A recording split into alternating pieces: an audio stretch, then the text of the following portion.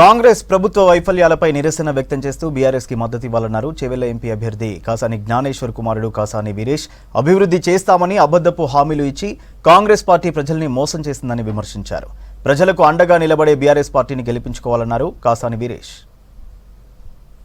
త్రిముఖ పోటీలో అభ్యర్థి కాసాని జ్ఞానేశ్వర్ గారి గెలుపు ఖాయమనిపించే విధంగా మనకి చూస్తుంటే మన గ్రౌండ్ లెవెల్లో ఇది క్లియర్ కనబడుతుంది. ఎప్పుడైతే చేవెళ్ల సభలో కేసీఆర్ గారు ఇక్కడి నుంచే ఎలక్షన్స్ మీట్ స్టార్ట్ చేయడం, నిన్న జరిగినటువంటి కేటీఆర్ గారి రోడ్ షో, ఈ రోడ్ షోలో కూడా ఏంటంటే విపరీతమైనటువంటి పాజిటివ్ వైబ్స్ వచ్చినాయి.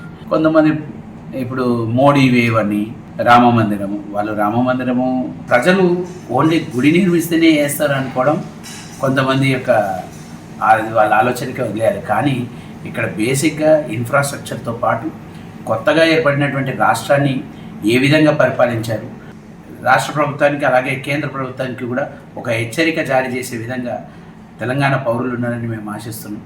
ఈ ఆశతో పాటు ఇది జరగాలని కూడా కోరుకుంటున్నాం. ఎందుకంటే ఎప్పుడైతే మనం ప్రశ్నించే గొంతుని కనుక అవకాశం ఇస్తే, ఎప్పుడైతే స్ట్రాంగ్ అపోజిషన్కి ఇంకొంచెం ఊతం ఇస్తేనే ప్రజల తరఫున ఇంకా గట్టిగా నుంచొని పోరాడే శక్తినిచ్చిన వాళ్ళం అవుతాం. కాబట్టి అదే ఇవన్నీ అంశాలను మేము గ్రౌండ్లోకి వెళ్ళినప్పుడు మేము అందరికీ కూడా ఇదే చెప్తున్నాం. మనము ఏం చేసినా ప్రతి ఒక్కరు డెవలప్మెంట్ అనేది నిర్విరామంగా జరగాలి, irrespective of parties, irrespective of election results. కానీ మనం ఏదైతే మాట ఇచ్చినామో ఆ మాట 60 నెలల కోసం, అంటే 5 సంవత్సరాలకి మ్యాండేట్ ఇచ్చారు. ఆ 5 సంవత్సరాల మ్యాండేట్లో మనం చేయాల్సినవి చెప్పగలగాలి. ఏదో మనం ఎలక్షన్స్ కోసం గెలుస్తామనే మాటలు చెప్పడం కంటే ఖచ్చితంగా ప్రజలకి ఇక్కడ అవసరాలు ఏంటి, వాళ్ళ సమస్యలపైన ఏ విధంగా వాళ్ళు డెవలప్ అవ్వగలుగుతారు, ఈ ప్రాంతాన్ని సుఖ సంతోషాలతో ఉండాలంటే ఏం చేయాలనే ఆలోచనని ఆచరణలో చూపెట్టాలి, ఓన్లీ మాటల రూపంలో కాదు.